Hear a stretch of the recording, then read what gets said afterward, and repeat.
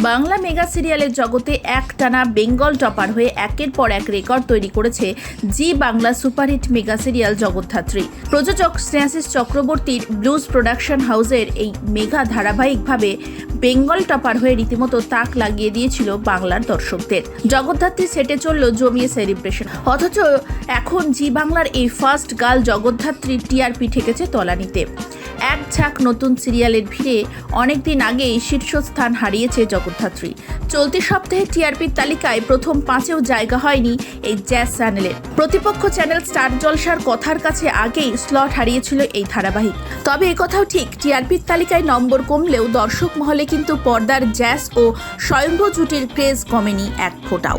শুধু তাই নয়, এই মুহূর্তে জগদ্ধাত্রী বাংলা টেলিভিশনের অন্যতম পুরনো মেগা সিরিয়াল। তবে বৃহস্পতিবার টিআরপির তালিকায় নম্বর না বাড়ল, এদিকে জগদ্ধাত্রীর সেটে চলল জমিয়ে সেলিব্রেশন। ইদানিং যখন বেশিরভাগ বাংলা সিরিয়াল শেষ হয়ে যাচ্ছে মাত্র 2-3 মাসের মেয়াদে, সেখানে জি বাংলার এই মেগা দেখতে দেখতে সম্পূর্ণ করলো 2 বছর। টানা 2 বছর ধরে দর্শকদের ভালোবাসায় রীতিমতো রমরমিয়ে চলছিল এই জগদ্ধাত্রী। পর্দার জ্যাজ হরফে জগদ্ধাত্রীর ভূমিকায় অভিনয় করেছেন অঙ্কিতা মল্লিক এবং তার বিপরীতে নায়কের চরিত্রে দেখা যাচ্ছে অভিনেতা সৌম্যদীপ মুখার্জিকে। প্রথম সিরিয়ালে তাদের দুটির রসায়ন একেবারে জমে ক্ষীর, তাই এই জুটির অফস্ক্রিন সম্পর্ক নিয়েও কম চর্চা কিন্তু হয়নি। তবে অঙ্কিতা সৌম্যদীপ বারবার নিজেদের শুধু বন্ধু বলেই দাবি করেছেন, আর তাদের এই বন্ধুত্বে স্পষ্ট ছাপ পড়ে তাদের অভিনয়ে।